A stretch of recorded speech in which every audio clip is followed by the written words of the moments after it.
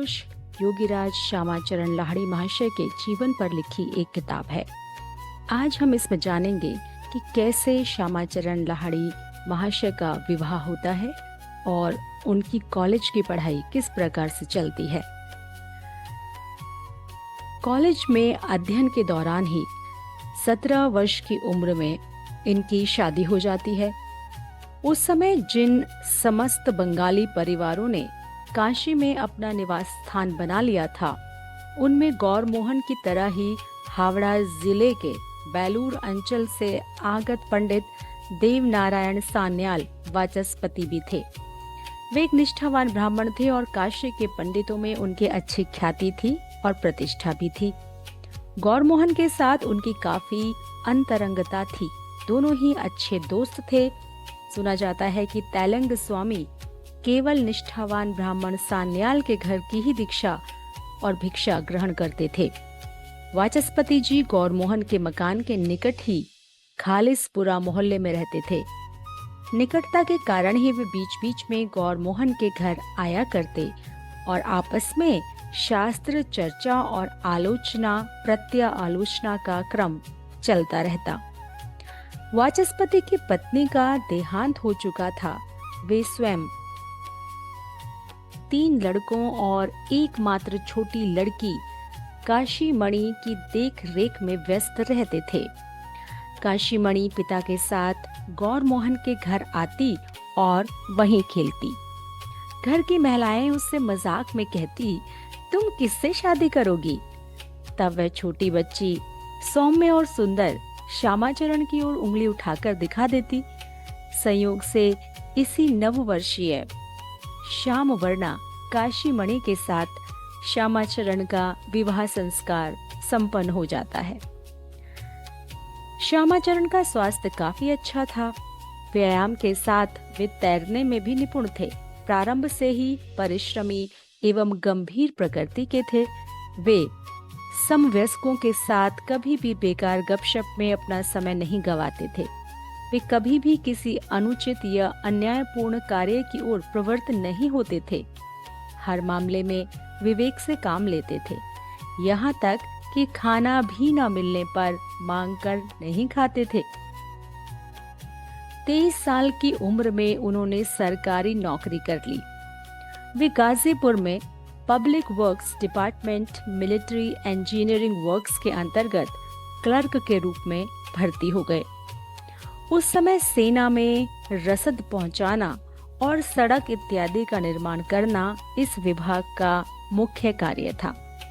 इसके पश्चात कार्य के सिलसिले में मिर्जापुर, बक्सर, कटवा, गोरखपुर, दानापुर, रानीखेत एवं काशी आदि स्थानों में उनका ट्रांसफर होता रहता था। सेवा के अंतिम दिनों में वे बैरक मास्टर यानी कि SDO के पद पर तैनात थे। जिस समय गाजीपुर में वो काम कर रहे थे, उस समय उनका वेतन बहुत ही कम था। व्यक्तिगत खर्च की पूर्ति के लिए सेना विभाग के कई अंग्रेज अफसरों को वो हिंदी और उर्दू सिखाया करते और उनसे जो भी धनराशि उन्हें मिलती थी उससे वे अपने घर का खर्चा चलाते और बाकी जो वेतन की राशि काशी स्थित परिवार के निर्वाह के लिए हर महीने भेज दिया करते। गाजीपुर का कार्यालय काशी में जब ट्रांसफर हो गया तब उन्हें भी काशी आना पड़ा। इसी वर्ष लगभग 31 वर्ष की आयु में उनके पिता का स्वर्गवास हो गया।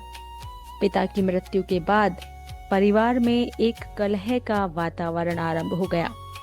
शांति प्रिय व धर्म प्राण होने के कारण वह झगड़े फसाद से दूर रहने की कोशिश करते।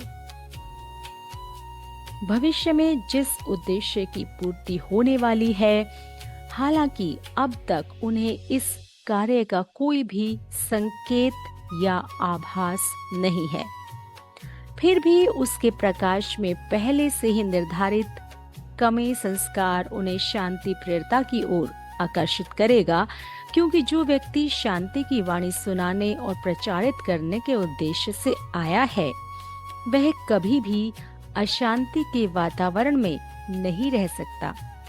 लेकिन साथ ही हर दृष्टि से एक सद्गृहस्थ के आदर्श की स्थापना भी करनी होगी। लोक शिक्षा प्रदान करने के लिए हर प्रकार से स्वयं अपने आचरण के अनुकूल ही कार्य करना पड़ता है।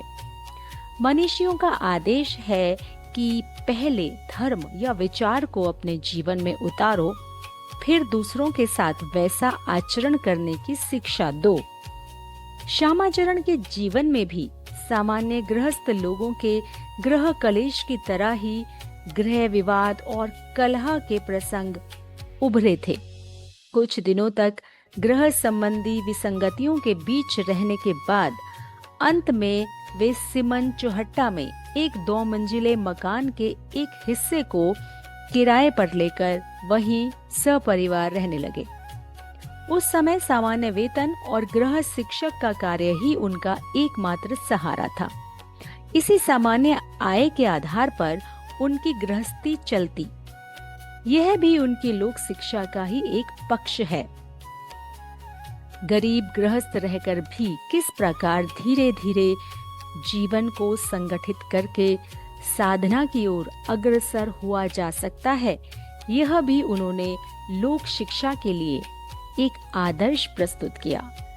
महापुरुषों के जीवन में ऐसे तमाम उदाहरण उपस्थित होते हैं। साधारण मनुष्य जिस कार्य को नहीं कर पाते, वह पहले महापुरुषों द्वारा साधना के क्रम में उनके अपने जीवन में संपादित होता है। अगर ऐसा ना हो तो साधारण व्यक्ति उनके जीवन आदर्श या उनके आदर्श को कैसे स्वीकार करेगा। गीता में भी भगवान कृष्ण ने अर्जुन को ऐसा ही उपदेश दिया है। हे श्रेष्ठ व्यक्ति, जो कार्य करते हैं अन्य लोग भी वैसा ही करते हैं। वे जिस कर्तव्य का पालन करते हैं लोग भी उसी का अनुकरण करते हैं। ऐसा गीता में लिखा गया है।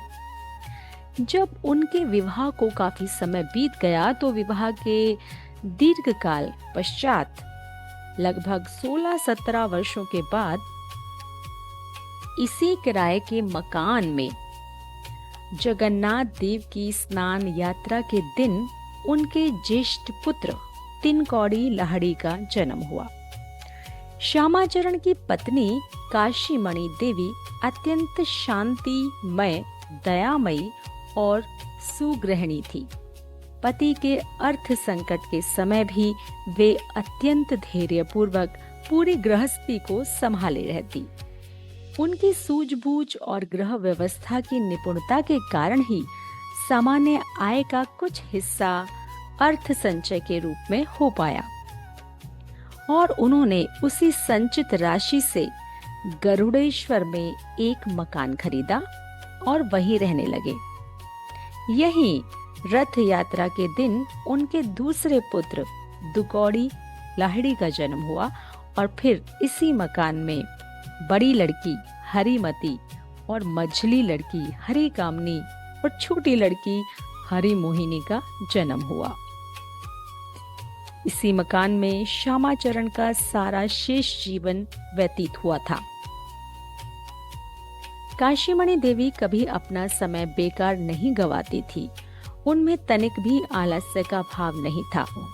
प्रातःकाल सबसे पहले द्वार पर आए भिखारी को स्वयं अपने हाथ से वो भिक्षा देती। उनका विश्वास था कि दरिद्र या लक्ष्मीहीन व्यक्ति के दरवाजे पर भिखारी नहीं आते, इसीलिए यदि किसी दिन कोई भिखारी देर से आता तो वो चिंतित हो जाती। इसके अतिरिक्त पति की अल्प आय के कारण घर का सारा कामकाज वे स्वयं ही करती थी। घर पर आने वाले हर अतिथि के लिए वे स्वयं ही भोजन पकाती थी। वे स्वयं अपने हाथ से पकाकर लोगों को तृप्ति करके भरपेट खिलाकर ही भेजती थी।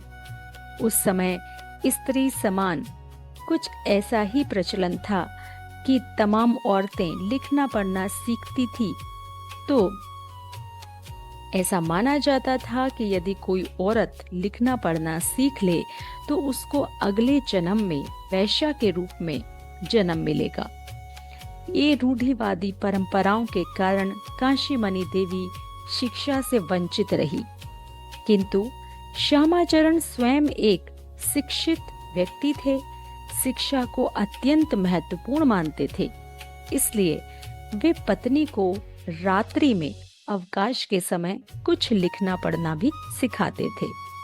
इसके पश्चात ये देखा गया कि काशीमणि धर्म ग्रंथों का स्वयं पाठ करने लगी।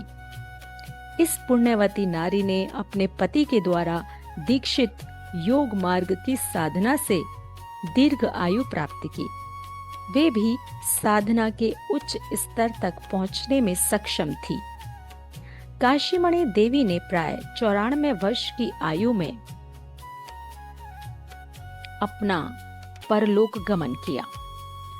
श्यामाचरण अत्यंत परिश्रमी एवं कर्मठ व्यक्ति थे। हर प्रकार के लोक कल्याण संबंधी कार्यों के प्रति उनमें काफी उत्साह था। उनके ही प्रयास और परिश्रम तथा रामकली चौधरी, गिरीश चंद्र दे और काशीनाथ विश्वास आदि तत्कालीन काशी के गणमान्य प्रतिष्ठित व्यक्तियों के सहयोग से एक स्कूल की स्थापना हुई थी। श्यामाचरण दिन भर तो कार्यालय के कामों में व्यस्त रहते, फिर वहां से मुक्त होने पर गृह शिक्षक का कार्य करते और फिर गृह कार्य संपन्न करने के बाद अनेकों जन कल्याण मूलक कार्यों में भी व्यस्त रहा करते थे। यही कारण है कि इस प्रकार की परिश्रम परायणता और दृढ़ चित्तता के साथ उन्हें भविष्य में कठिन योग अभ्यास का परिश्रम भी क्लांत नहीं कर सका। उन्होंने जीवन में अपने आचरण के माध्यम से यह प्रमाणित कर दिया कि संसार में रहकर या गृहस्थ जीवन व्यतीत करते हुए दृढ़ चित्तता या संकल्प के साथ साधना करने पर सिद्धि प्राप्त की जा सकती है। वीर्यवान पुरुष को आत्मज्ञान प्राप्त हो सकता है और श्यामाचरण का जीवन दर्शन उसका एक जीवंत प्रमाण है। तो दोस्तों, आज के लिए हम इतना ही रखते हैं। आगे की कहानी हम नेक्स्ट एपिसोड में करेंगे। आपका धन्यवाद।